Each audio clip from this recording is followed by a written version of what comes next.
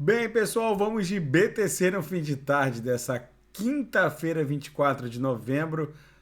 Depois da mega vitória do Brasil de 2-0 sobre a Sérvia, agora na Espanha, 23 horas e 33 minutos no Brasil, 19h33.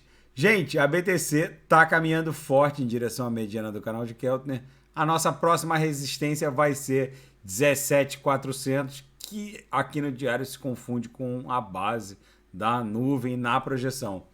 Naquela nossa banda de VWAP mensal fica clara, muito clara essa movimentação. Não tem nada que segure a BTC agora em direção à própria VWAP mensal, que está lá em 18.300, 18.400. A única coisa que pode causar um pullback é justamente o último topo, que se confunde com a mediana do canal de Keltner em 17.400, que são esses topozinhos aqui que foram testados antes da última tentativa de avançar em direção a VWAP mensal. No intraday, a BTC está um relógio suíço. Todos os sinais da sala fecharam religiosamente dentro do prognosticado. A gente pegou esse toque aqui, chegou a ameaçar, voltou, deixou muito assinante desesperado, aí fechou no lucro. Todos os sinais ofertados hoje na sala saíram no lucro no bolso. E na seara fática, a Rússia vai lançar uma bolsa criptográfica estatal numa tentativa de aumentar a receita tributária. Ou seja, agora existem exchanges, cefais estatais comandadas por estados soberanos. E o FMI pede a regulamentação cripto mais rápida na África, já que muitos países africanos estão comprando o BTC como reserva cambial dos seus respectivos bancos centrais. E isso está deixando, de repente, a zona do euro e os Estados Unidos atrás de uma eventual corrida por BTC como reserva cambial de bancos centrais.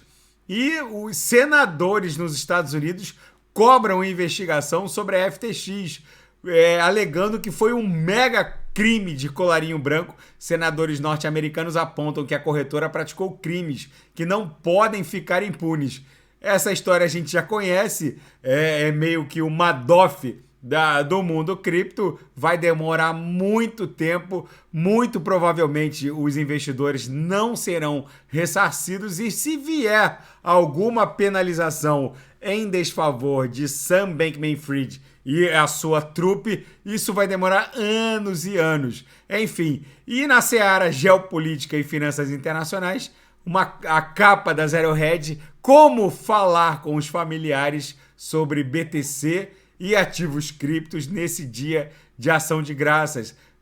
Hoje nos Estados Unidos é feriado de Thanksgiving e muito provavelmente aquele tiozão cético do mundo cripto deve estar dizendo: eu avisei, mas eles não sabem que o mundo cripto se move em pernadas exponenciais. E a Alemanha estabeleceu um imposto inesperado de 90% sobre a geração de energia limpa. Muitos analistas estão dando conta de que a Alemanha vai dar uma guinada forte de volta aos combustíveis fósseis. Eles não vão deixar a própria indústria e muito menos a própria economia arrefecer diante desse cenário bizarro que foi o corte do Nord Stream 1, que sofreu um atentado, né? Agora está provado que o Nord Stream 1 foi palco de uma explosão não acidental, vamos colocar assim.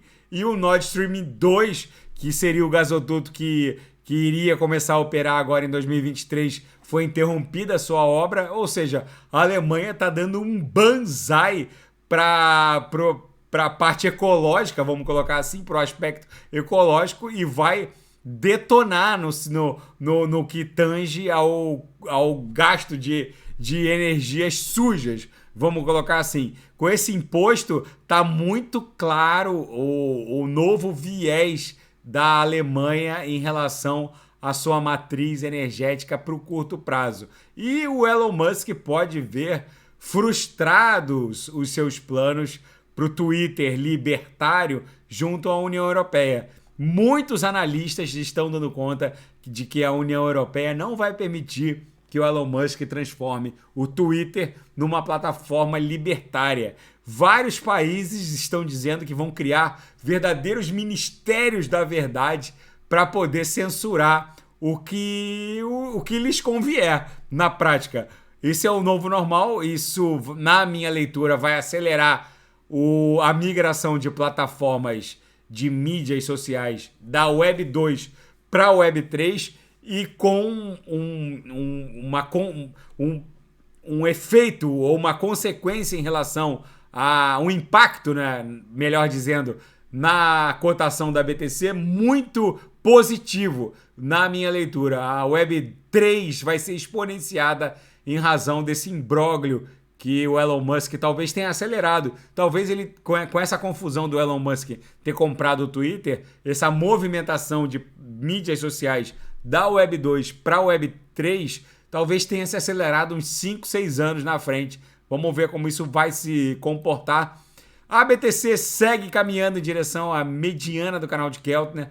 A gente só vai enfrentar uma resistência relevante agora em 17.400. Se passar, a gente só vai parar lá no patamar da VWAP mensal, no patamar de 18.300. Só que olhando o gráfico mensal da BTC, cada candle desse representa um mês no gráfico de candles regulares, a BTC está absolutamente sobrevendida, ou seja, é muito provável que a gente volte a testar a própria VWAP mensal num patamar de 18.300, 18.400. Tá bom, pessoal? Fica esse registro da BTC. Se nada fugir do script, eu volto amanhã para analisar a própria BTC. Fiquem com Deus e quem quiser sugerir alguma análise, é só colocar nas mensagens abaixo. Grande abraço, até amanhã, fiquem com Deus.